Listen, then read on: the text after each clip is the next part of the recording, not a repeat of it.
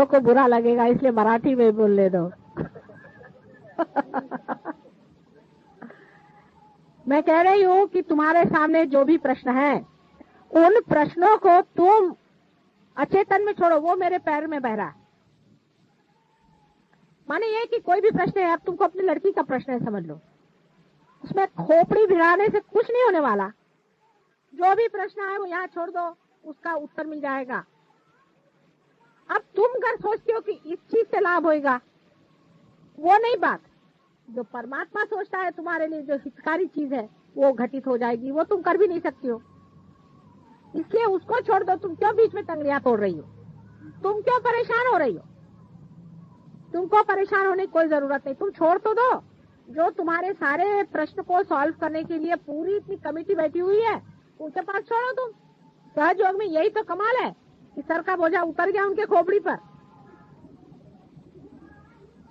छोड़ के देखो, ऐसे कमाल होंगे, ऐसे कमाल होंगे कि बस।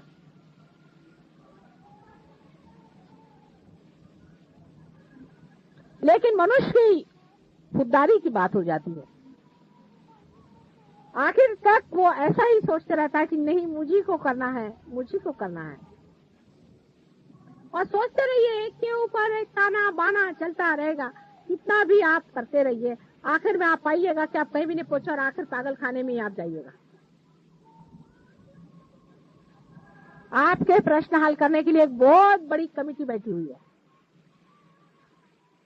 उसमें पांचों तत्व के अधिनायक बैठे हुए हैं ब्रह्मदेव, सारे धर्म के बनाने वाले बैठे हैं विष्णु, और सारे संसार की स्थिति लेकर के और लय लेकर के बैठे हुए हैं शंकर।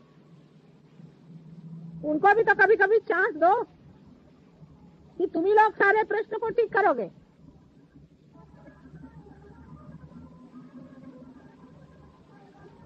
और जैसे ही आप निर्विचार में होना शुरू कर देंगे, आप देखिएगा आपके अंदर ये तीनों ही शक्तियां अपने आप बन जाएंगी, अपने आप सुलझ जाएंगी।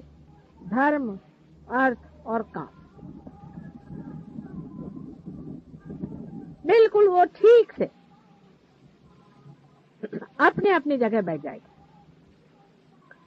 निर्विचारिता में रहने से आपके अंदर के जो प्रश्न हैं उसमें एक कॉस्मिक चेंज आता है। एक कोई अंदरूनी घटना घटित होती है, उसके सूत्र पे घटना होती है। जैसे एक आदमी समझ लीजिए शराब पी रहा, मिसाल की तौर, वो मेरे पास आता है, माता जी ये शराब पीता है, इसको शराब छुड़ा। उसकी कुंडलिनी जागृत करते ही उसके अंदर की कॉस्मिक दशा ऐसी हो जाती है कि वो शराब पीता है तो उसको उल्टी होती है।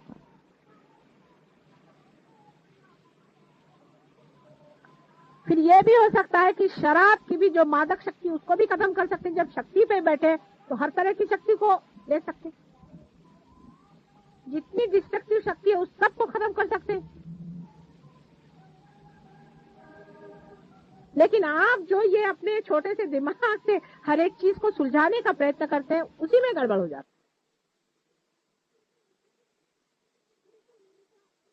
है। बिल्कुल निर्विचार, मेरे पैर पे भी लोग रहते हैं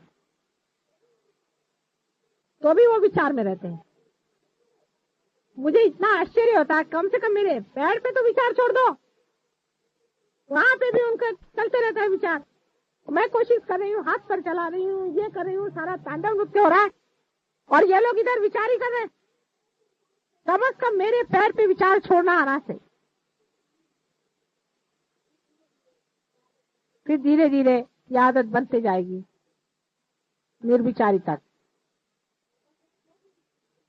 बस एक छोटी सी चीज है कि निर्विचार में रहना सीख। कोई सा भी आपका प्रश्न हो, निर्विचार में रहो।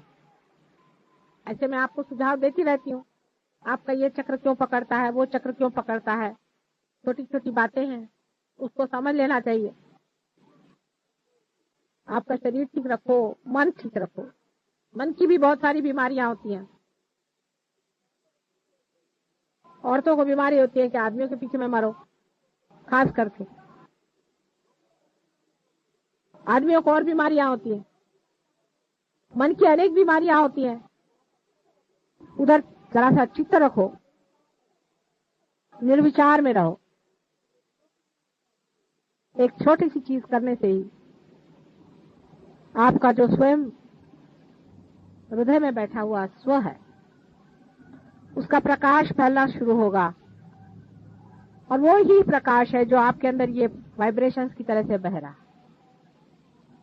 ये आपके अंदर बसा हुआ परमात्मा का जो अंश है, स्व, सेल्फ, उसका प्रकाश सारे संसार में जाता है और लौट के आपके पास आ जाता है। पैराबोली में अनेक उसकी लहरें चलती हैं, गोल गोल घूम के आपके हृदय में आ जाता है।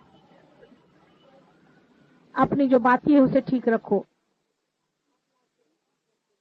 आपका शरीर ठीक रखो, जो आपका दीप है, आपकी जो शक्ति है, तेल, दिमागी जमा खर्च जो है उसमें खर्च न करो।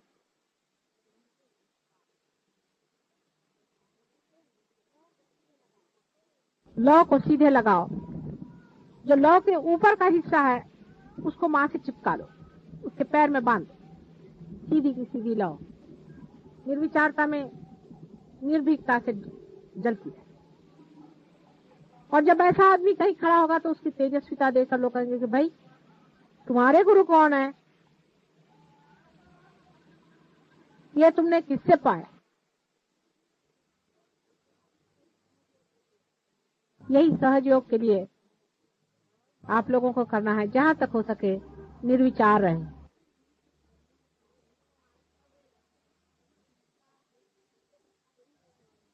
हम तो धक्का दे ही रहे हैं कुंडलिनी को, आपको भी वहां रखने का कोशिश कर रहे हैं। आप भी जरा कोशिश करें, कोई विचार नहीं आना है। और अपना माथा किसी के आगे मत झुकाना, याद रखना, किसी के आगे जाकर माथा नहीं झुकाना है, कोई भी हो। बहुत से लोग सहयोगी के आगे माथे झुकाते मैंने देखा। ऐसा फालतू की बातें करने की जरूरत नहीं।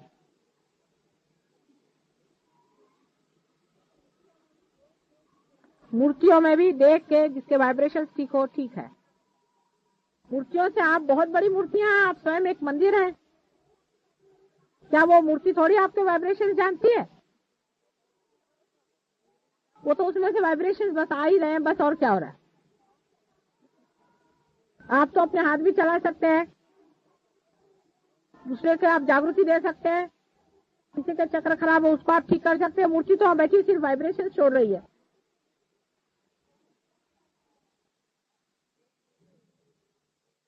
सहयोग में बम्बई सेंटर में बहुत काम हुआ है, इसमें कोई शक नहीं। और लोगों ने बहुत अपने को ऊंचा उठा दिया है। और वैसे भी महाराष्ट्र में बहुत काम हुआ है। एक छोटे से गांव में, राहुरी में, बहुत काम हुआ है।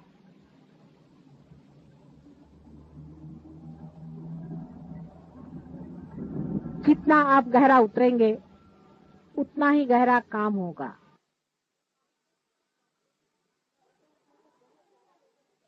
अपने को बहुत ज्यादा लोग नहीं चाहिए, थोड़े ही लोगों से काम बन जाएगा, लेकिन जो भी हो वो पक्के हो।